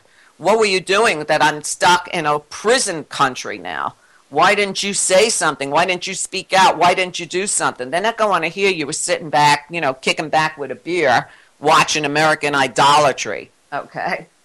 These are the times where character is built. These are the times that truly test a person's soul. And as I've said it, I'm sure before, you're probably sick of hearing it, Chuck. Our founding fathers say it's our duty, not our choice, your duty to be an informed citizen. They didn't say if you feel like it or after your next TV show. Right, or just skip it on Sundays when football's on, nothing like that. No, it actually is something that you have to, that's the thing, remain vigilant. Exactly. Don't impress me by going to church on Sunday. Okay, live your religion every day, 24 hours a day. Then I'll be impressed. You know what I'm saying? I just don't see it. Where's the love? Okay? Didn't the Beatles sing all those years ago, love is all you need? That's true, and I'm often fond of saying, I'd love to see a lot less Christians and a lot more people Christ-like, because based on that story, I don't know, he wasn't a bad guy, and if you're supposed to follow in his footsteps and you're supposed to, be led by that example, I'd love to see that happen. I don't see it. Look, Christ, first of all, he went into the churches and he overturned the money changers' tables. That wasn't the only reason. They were also selling animals in there. So he was also an animal rights activist. He cleared that church and he trashed everything. He wasn't a pacifist. He wasn't the pussy that they present him as. Okay? He went in the face of the kings. He went in the face of the rabbis at the time. He protected prostitutes. He said, bring the children to me. Don't ignore the children. Okay? Feed the poor. Love one another. Okay? Where is that example shown in any of these people that are, ruling over us with their good book in their hand? I think about what one of the Native American chiefs said about when the white man landed in America. He said first they landed with their good book in their hand. First they fell on their knees, and then they fell on the Indians. And you can't argue with that statement in any way, shape, or form. No, look at these Native American actors that stormed out of Adam Sandler's movie. Rightfully so.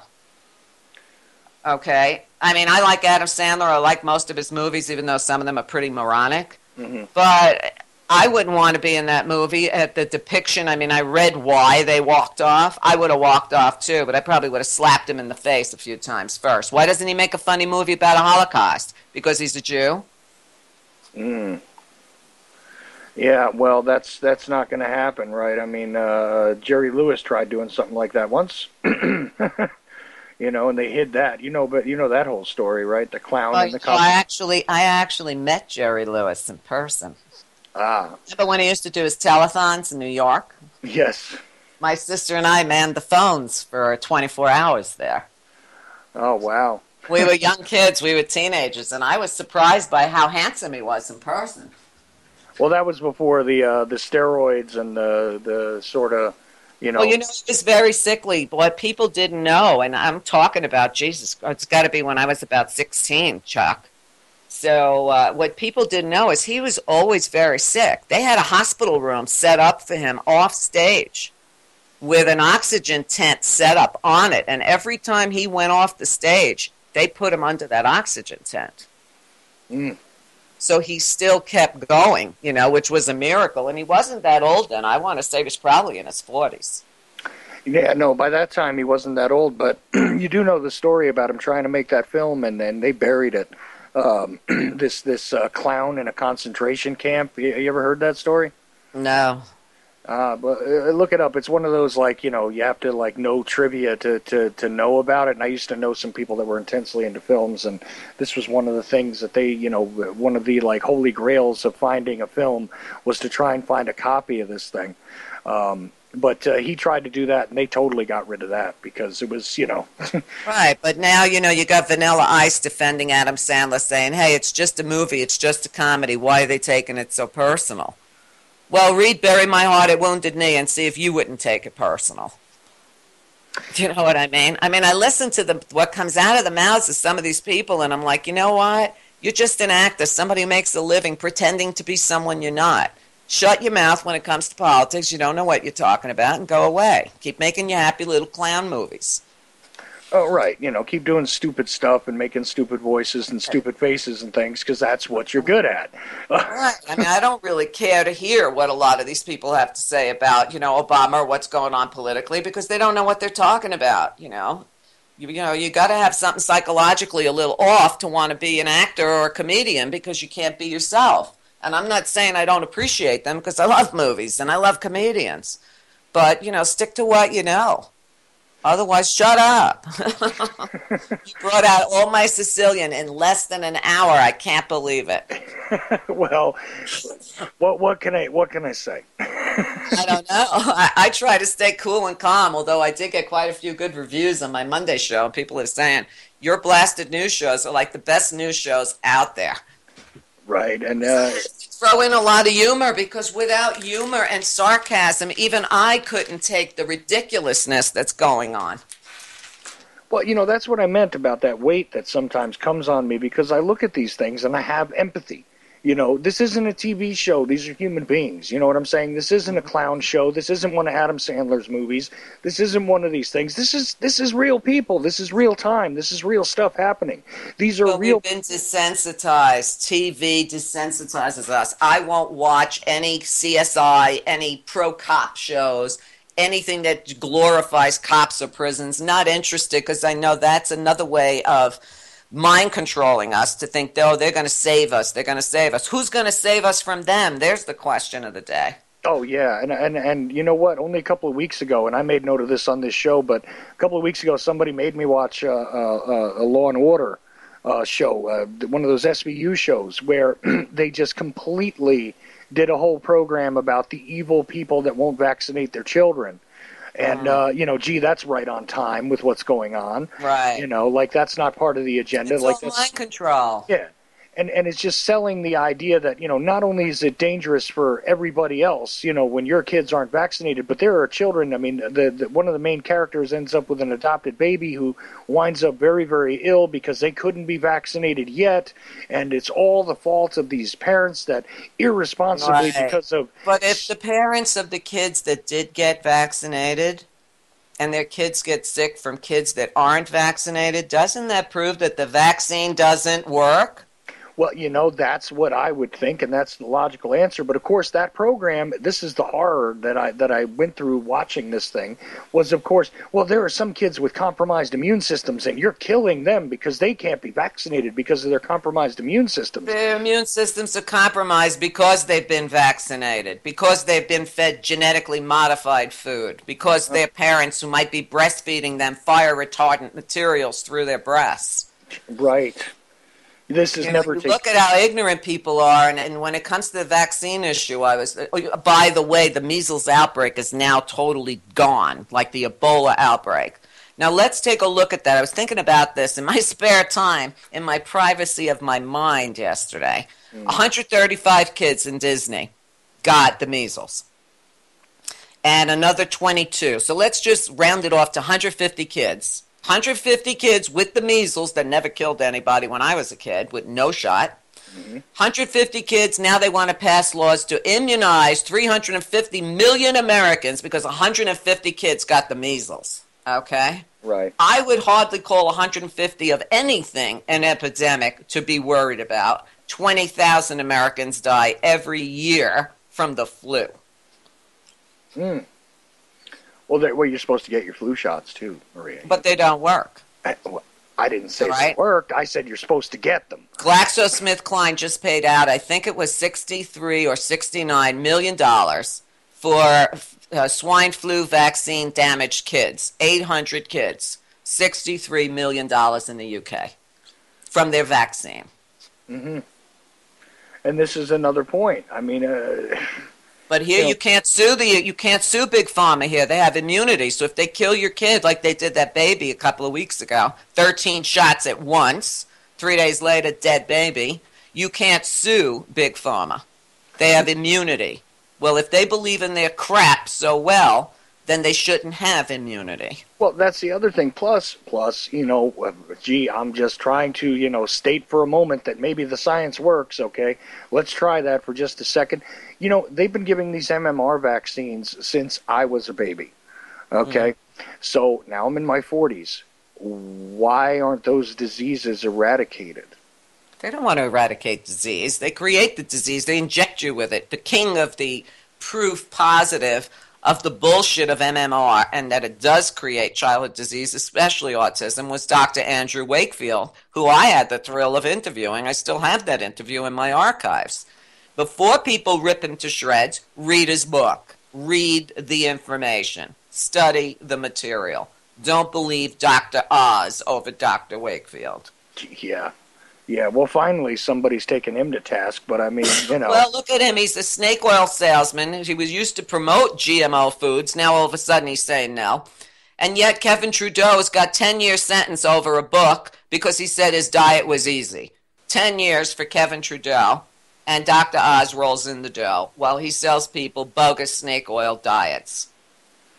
Think he might be part of the favored elite? Well, see, now that's what I was going to say, is that, when you have the privilege, they used to say, I mean, I used to hear this because I didn't grow up in all white neighborhoods or anything, but when you got the complexion for the connection combined with other connections, well, you get a little bit of perfection when it comes to your life. You know what I'm saying? This is the reality.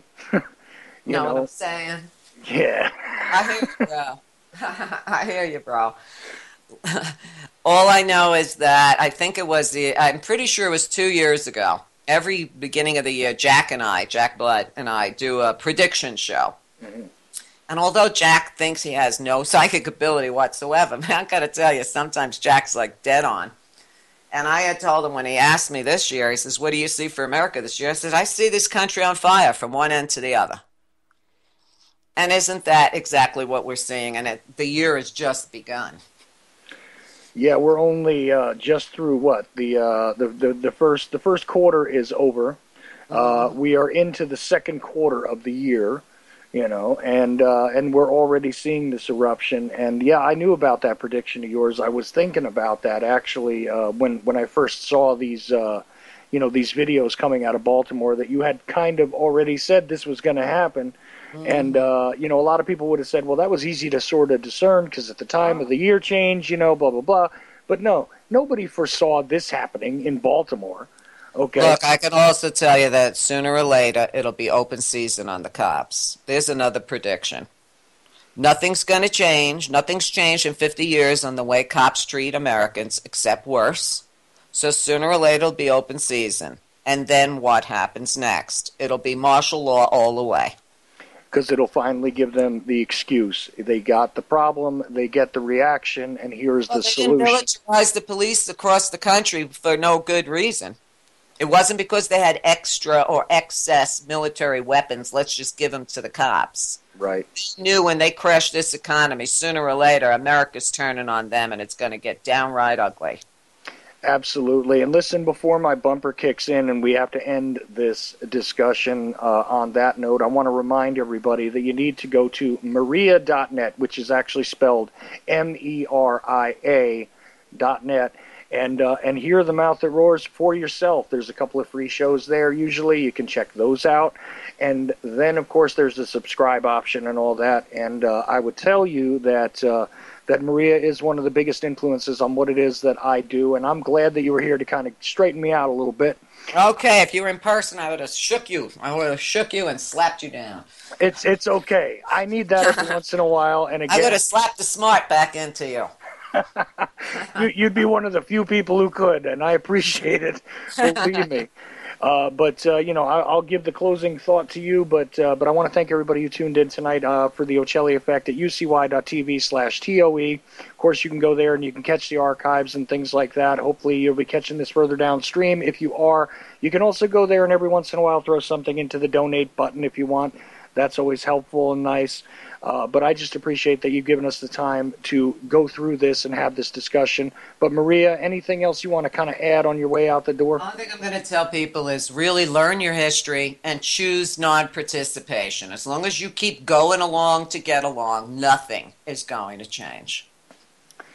That is the truth. And, of course, we did talk about Mahatma Gandhi, and if you want to study his actions and exactly how it is he did things, it is not a coward that chooses nonviolence. By the way, violence is a reality, but it is also a choice.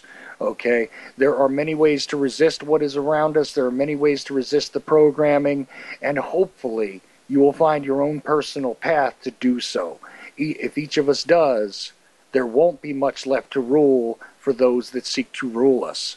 And that is what the bottom line is as far as I'm concerned. And Maria, again, thank you. And I want to thank my first hour guest, Roger Landry. I do appreciate this, and hopefully, you don't have to spend too much time at the gym tonight to run off the energy you picked up on this one. I already went before the show. Okay, good. Well, but I love you, and I'm very, very happy that you're always, that you're always so gracious to come on with me. I feel extremely privileged and honored to have you on with me, Maria. So, well, you keep going, and you keep kicking ass and taking names. That is what we are going to try to do, and that bumper should be kicking in just about any moment. I do know my clock is a little bit off, guys, but let's see now. How much longer? Less than a minute. It should be. It should be. Maybe it's not. Maybe you can sing us a tune. I could try and solo. We can't hear you. Yeah, well, since the throat operation, that might be a good idea. I should whisper to everyone.